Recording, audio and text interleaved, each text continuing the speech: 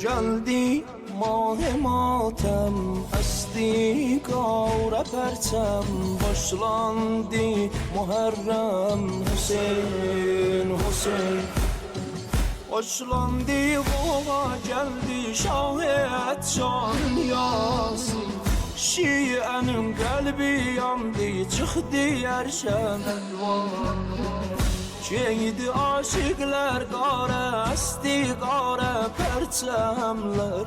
Herkesin derdi vardır, seslir kulsuz Abbasi. Göz yaşlar olup kan, seslir hammi giryan.